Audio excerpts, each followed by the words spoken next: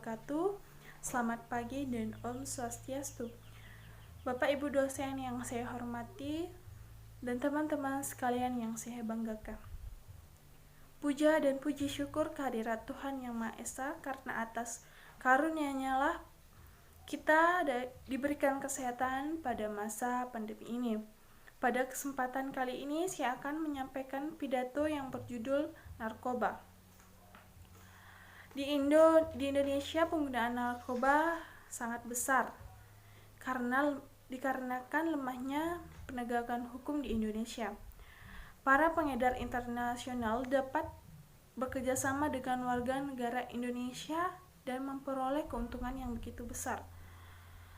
Penyalahgunaan narkotika dan zat adiktif lainnya itu tentu berdampak yang sangat luas dan kompleks.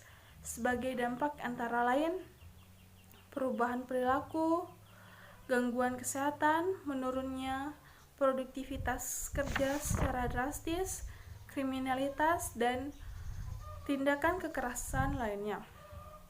Penyalahgunaan narkoba dapat dicegah melalui program-program, diantaranya kegiatan-kegiatan sosial,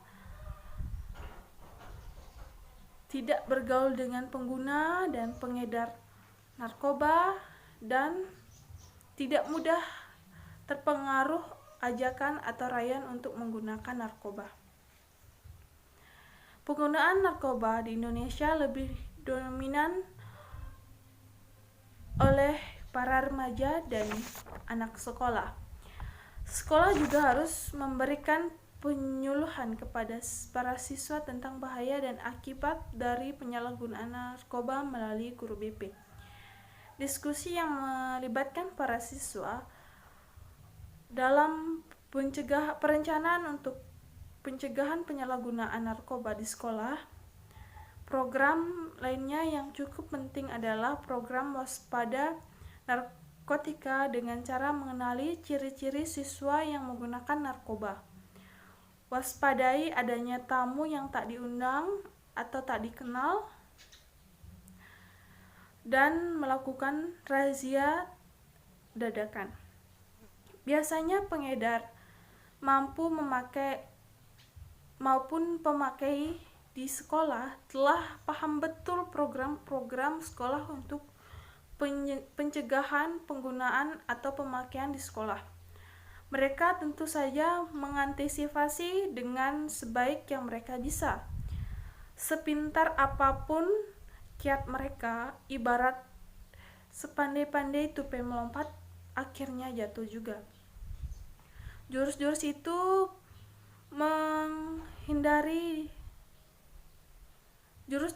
menghindari deteksi sekolah. Memang mereka kuasai, tapi mengingat sifat narkoba yang adiktif dan menuntut dosis yang lebih tinggi, maka disiplin cara aman akan terkuat juga. Untuk itu, marilah kita hindari dan jauhi serta ikut memberantas penggunaan narkoba. Demikian pidato yang dapat saya sampaikan. Apabila ada kesalahan dalam bertutur kata, saya mohon maaf. Atas perhatiannya saya ucapkan terima kasih, dan saya akhiri dengan wassalamualaikum warahmatullahi wabarakatuh. Selamat pagi dan Om Santi Santi Santi Om.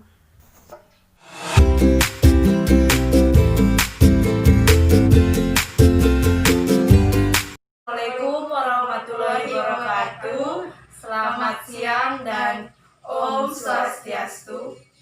Baiklah, pada kesempatan kali ini kami akan melakukan diskusi terkait dengan materi virus corona.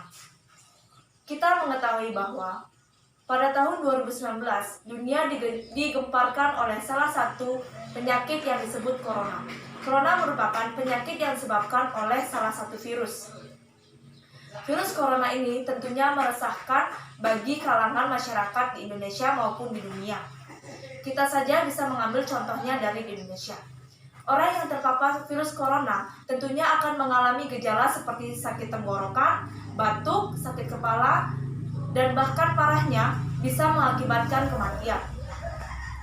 Pemaparan virus corona sangat mudah terjadi pada masyarakat, mulai dari melakukan jabat tangan dan juga melakukan yang lainnya. Kita mengetahui bahwa virus corona tentunya memiliki dampak negatif yang sangat meresahkan masyarakat Indonesia. Tetapi di samping itu, corona juga memiliki dampak positif. Dampak positif dari virus corona ini tentunya mengingatkan kita akan pentingnya menjaga kesehatan dan kebersihan serta menjaga pola sehat hidup kita.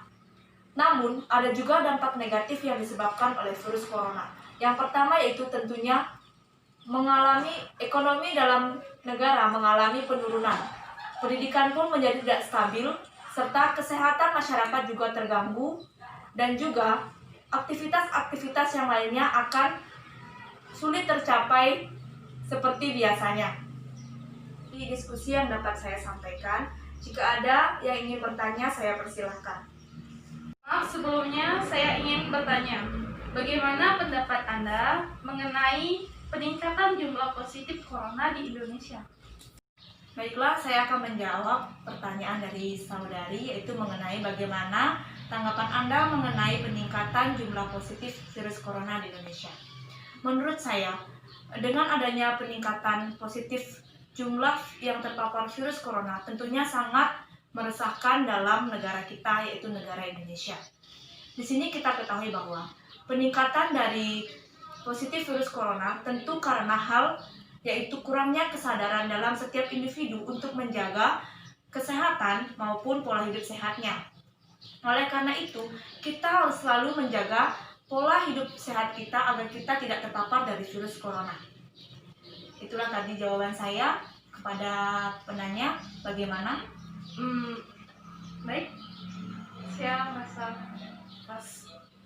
Baiklah, untuk penanya selanjutnya, saya persilahkan.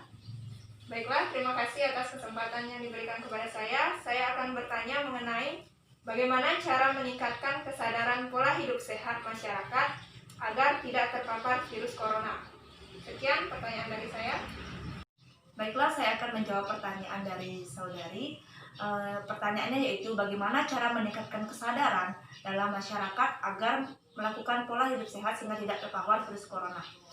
Jawaban saya yaitu tentunya kita harus bisa menggali sendiri dari diri kita bagaimana kita menyadari bahwa banyak sekali bahaya-bahaya atau akibat-akibat dari virus corona tersebut.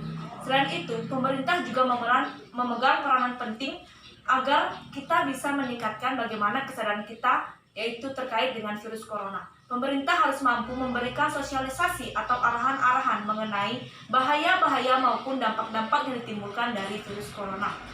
Selain itu, pemerintah juga harus mengambil sikap dan tindakan tegas agar masyarakat mematuhi segala protokol kesehatan yang ada.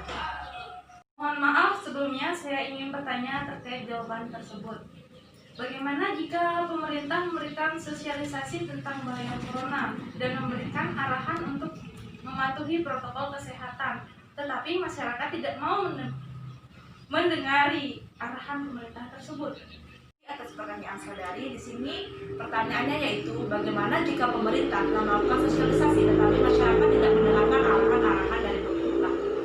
Nah, hal inilah yang tentu masih menjadi kasus di Indonesia. Terkadang masyarakat telah melakukan sosialisasi tetapi masyarakat tidak mendengarkannya. Nah, dari hal ini kita harus mampu menyadari hal tersebut dari diri kita sendiri. Selain itu, kita juga harus mampu menggali informasi tersendiri tentang hal-hal apa yang akan menjadi bahaya-bahaya dari virus corona tersebut. Tanpa adanya kesadaran diri dari kita sendiri, tentu tidak akan bisa kita melakukan atau menghindari dari virus corona ini. Itulah jawaban dari saya kepada penanya. Atau ada yang ingin menambahkan jawaban? Saya persilahkan. Baiklah, saya akan menambahkan jawaban. Jadi selain dari upaya diri sendiri tersebut, pemerintah juga harus bertindak tegas terhadap pelanggaran protokol kesehatan, seperti melakukan razia masker, PSBB dan lainnya, karena masyarakat tidak akan sadar bila tidak ada tindakan tegas dari pemerintah. Sekian tambahan jawaban dari saya ucapkan terima kasih. Baiklah, kepada saudari telah menambahkan jawabannya, saya ucapkan terima kasih. Bagaimana kepada penanya, apakah sudah bisa mengerti? Baik, saya sudah mengerti. Baiklah, terima kasih. Itulah tadi diskusi yang dapat kami lakukan. Jika ada kesalahan dalam kami menyampaikan diskusi, baik itu dalam hal menyampaikan materi, bertanya, atau menyangga jawaban, kami mohon maaf. Dan atas perhatiannya kami ucapkan terima kasih, dan kami akhiri dengan Wassalamualaikum warahmatullahi wabarakatuh. Selamat siang dan Om Santi Santi Santi Om.